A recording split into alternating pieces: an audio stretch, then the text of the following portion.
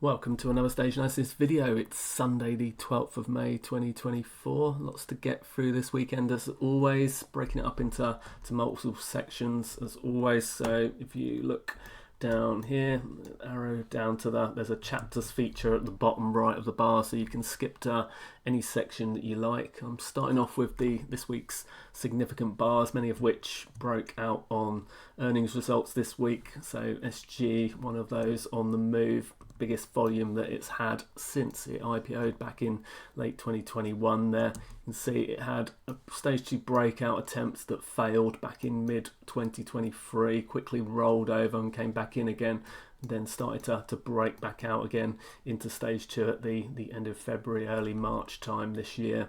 So it's had a strong move since then, more than doubling in the last few months now. So we'll drop down to a daily chart here.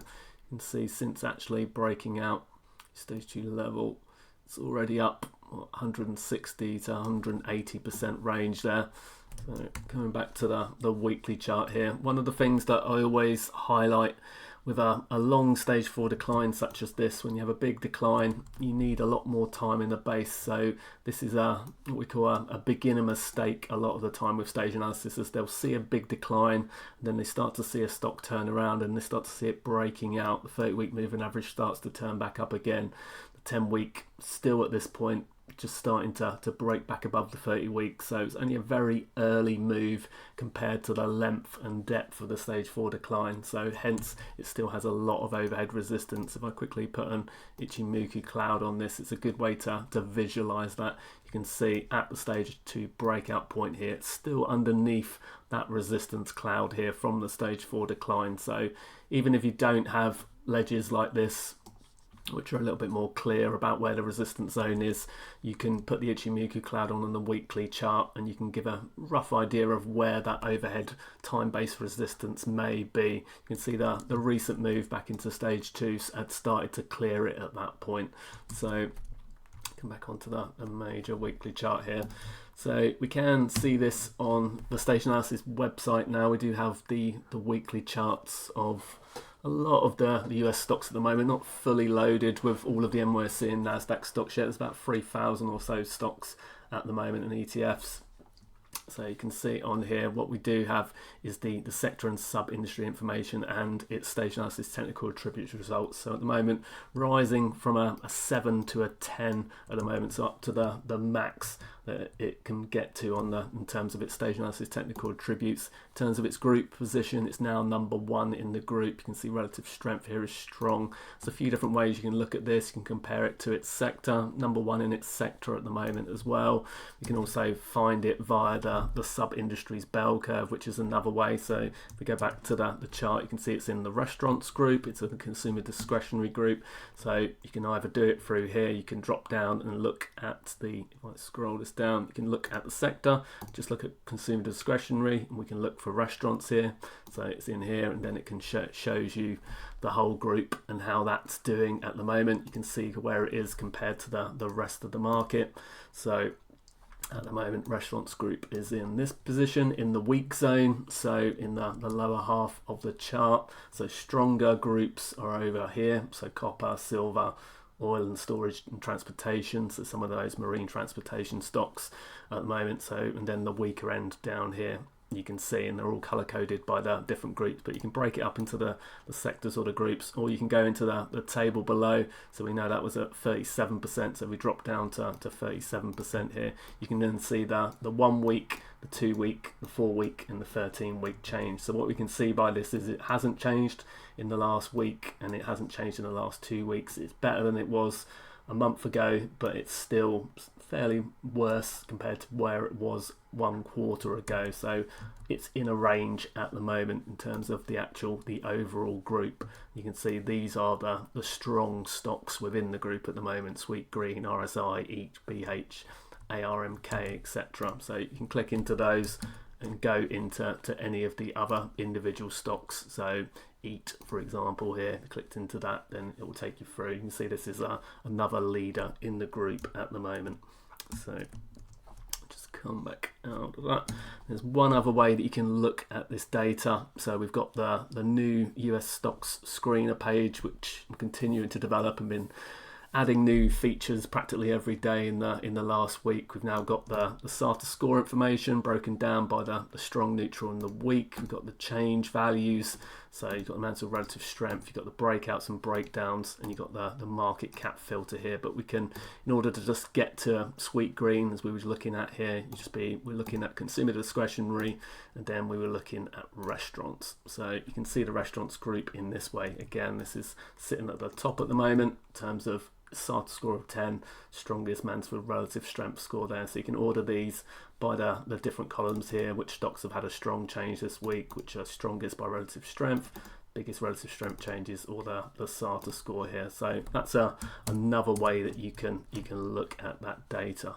So let's move on. Another stock is TOST, so TOST. So this has been in a massive stage 1 base structure for a very long time and started to break out into stage 2 a little while back. So you can see this broader structure. It had the initial selling climax, automatic reaction, secondary testing, and quickly broke out. So a little bit of a W bottom here, but then made this higher base pattern and has had multiple failed stage 2 breakout attempts along the way, then a terminal shakeout, a test, and finally a stage 2 breakout that seems to be working with its first follow through move following that stage 2 breakout. So let's see back through here, draw the base structure back across again. So we've got a shakeout, a test, and a sign of strength, and a backup, and now following through.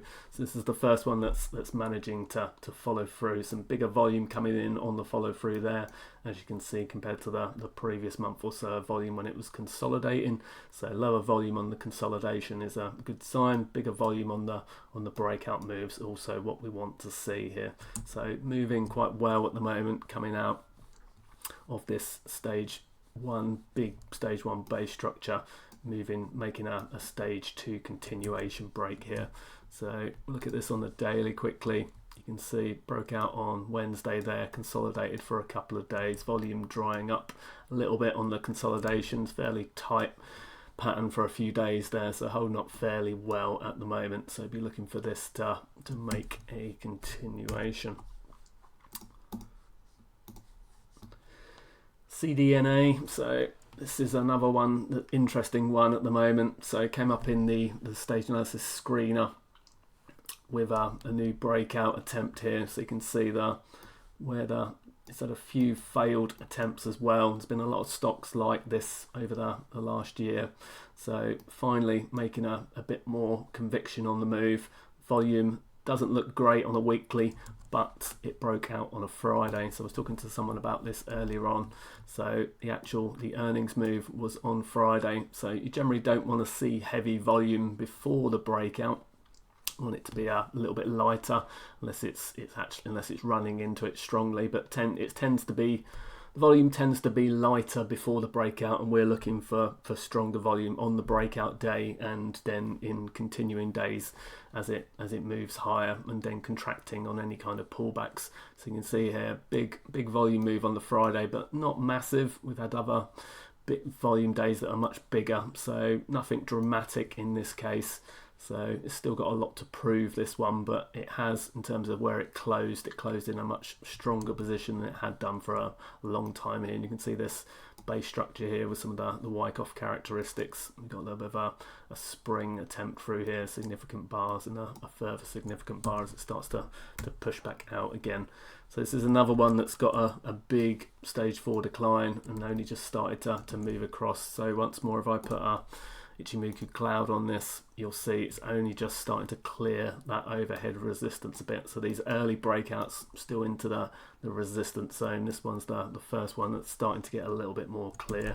So again, we can look at this on the website. So what's our name? CDNA. So this is another one we can get through here. So another way you can look for a stock is just to simply search for it. I'm still in consumer discretion room. So CDNA, and there we go. So you can just click through to that and you can see it on here. You can see we've had a breakout move by the green dot here. It's broke above its Mansfield relative strength line. So you can see that info down here. It went from a -1 to 46. So a Mansfield zero line crossover. And in the last 3 weeks, it's gone from a score of 1 to 5 to 10. So pretty much the whole range. Zero's your bottom score there. So it's risen by 9 in the last 3 weeks. So a really, really strong couple of weeks for this as it starts to push out into a potential early stage 2 here.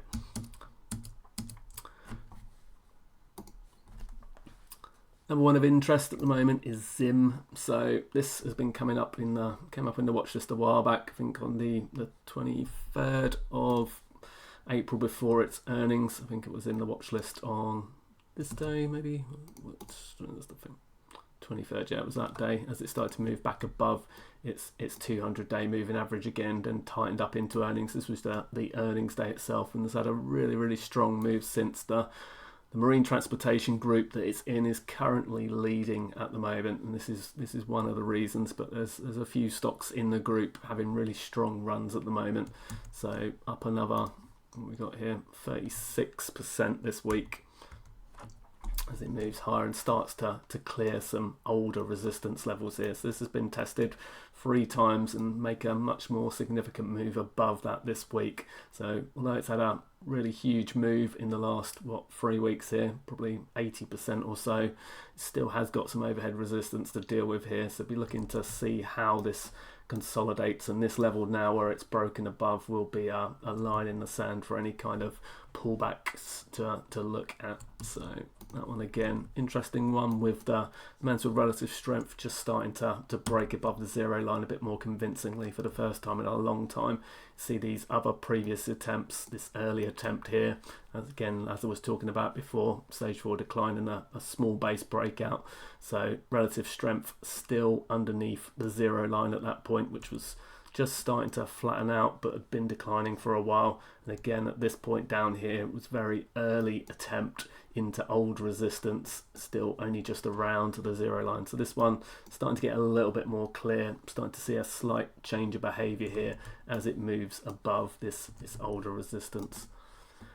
App loving has been a consistent one for the last few years.